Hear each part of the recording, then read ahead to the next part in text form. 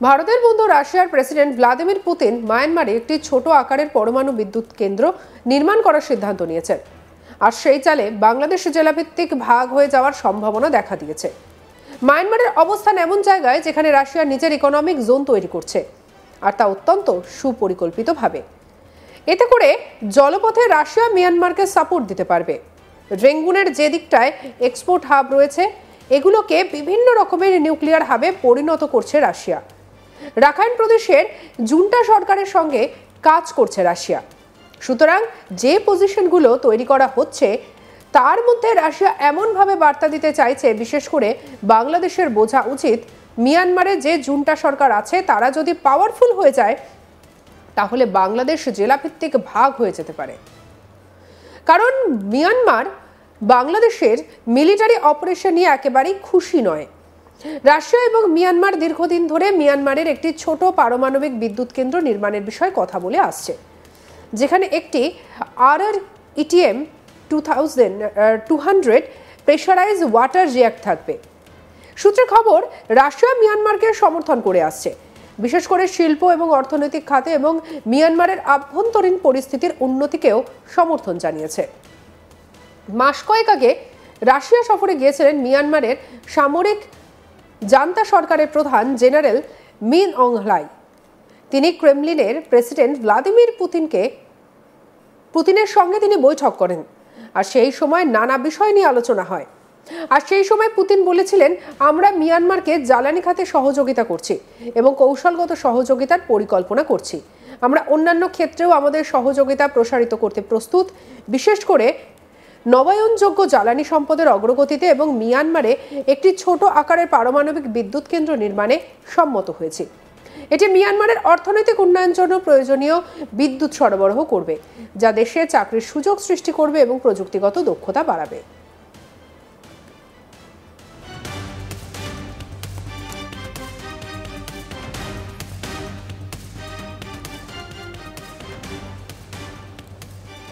এ বিষয়ে আন্তর্জাতিক সম্পর্ক বিশেষজ্ঞ শুভাশিস ব্যানার্জি আজ তাক বাংলাকে কি জানিয়েছেন শোনাবো।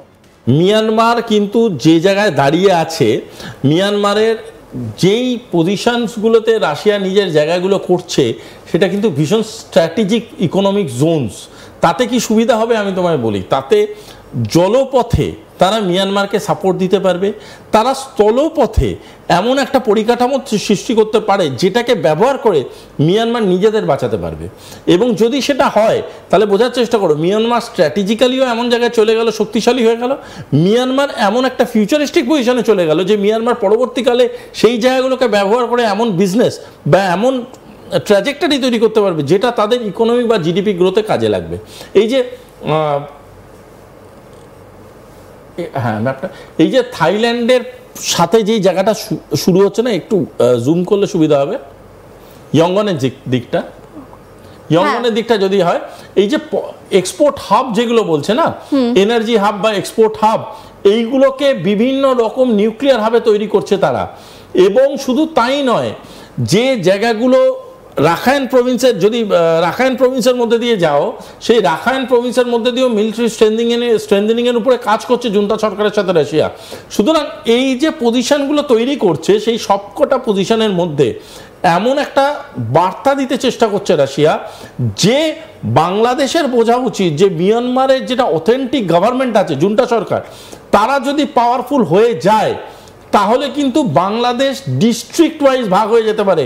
কারণ মিয়ানমার কিন্তু is not happy with Bangladesh. Myanmar is neither happy with Bangladesh military operations happening in Bangladesh Myanmar border.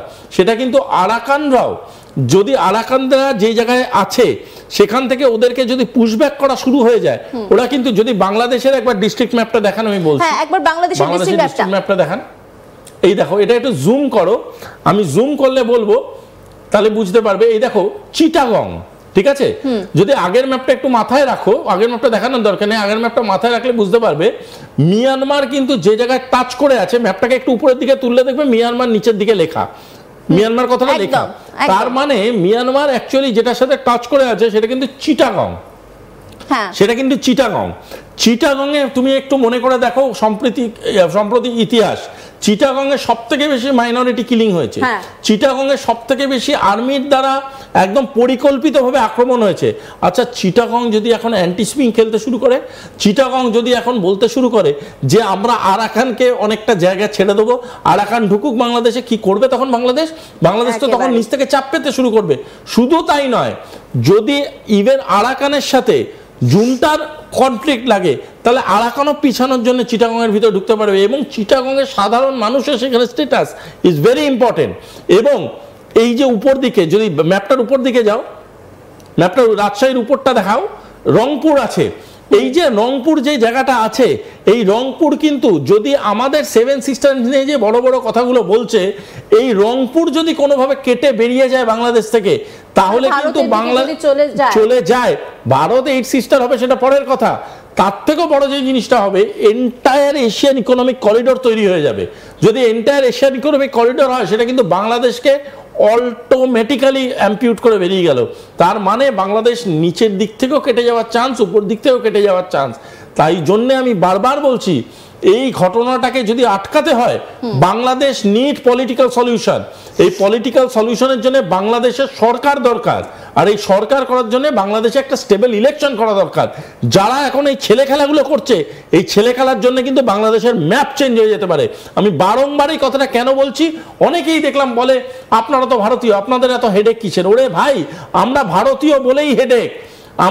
তোদের পাশে যদি রাশিয়া থাকতো না, তাহলে তোদের হেডেক কেন? তোরাই মিটে যেতিস এতদিন পৃথিবীর বুক থেকে। আমরা ভারতীয় বলেই আমাদের মাথায় হেডেক, আমরা ভারতীয় বলেই এখনো মাথায় হাত বুলিয়ে বোঝাচ্ছি, আমরা ভারতীয় বলেই এখনো 100 কোটি টাকা গুনে গুনে দিচ্ছি পকেটে। তার কারণটা হচ্ছে, আমরা চাই তোমরা জীবিত থাকো, না তোমাদের জামাত বাঁচাতে পারবে। পাকিস্তান তো নিজের এয়ারপোর্ট ঠিক করতে পারে না, তোমাদের বাঁচাবে কি? তোমাদের কে বাঁচাবে? তোমাদের বাঁচানোর জন্য একজনই পারবে, সেটা ইন্ডিয়া। পাকিস্তান যেভাবে অপারেশন সিন্দুরের বর্ণনা করা শুরু করেছে, সেটা অত্যন্ত হাস্যকৌতুক একটা বিষয় হয়ে দাঁড়িয়েছে। সেটা থাক, ওটা পাকিস্তানের বিষয়, কিন্তু এই মুহূর্তে যেটা আরো একটা বিষয় আলোচনা করতেই হচ্ছে, যে আরাকান নিয়ে এত কথা আমরা বলছি, এতটা তারা সাহস পাচ্ছে কোথা থেকে? তাদের তো শিকড়টাই সেইভাবে নেই, শোনো আসছে কোথা থেকে? মানে যে কোনো কিছু করতে গেলে তো টাকা প্রয়োজন, পকেটে টাকা না থাকলে কিছু হবে না। আমি তোমাকে একটা এখন মজার কথা বলি। মজার কথাটা হলো যে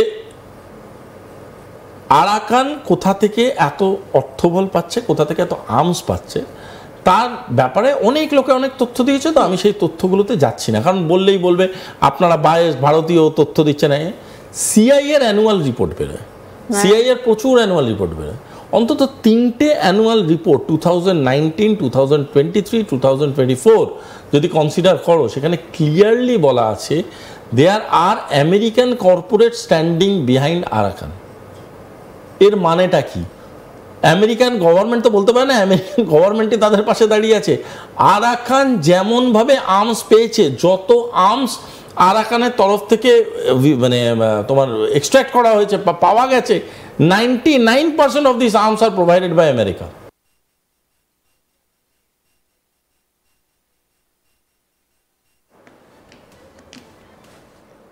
সঙ্গে রাখুন আজ তাক বাংলার ইউটিউব চ্যানেলকে। অন্যান্য খবরের জন্য লাইক, কমেন্ট, শেয়ার, সাবস্ক্রাইব করতে ভুলবেন না।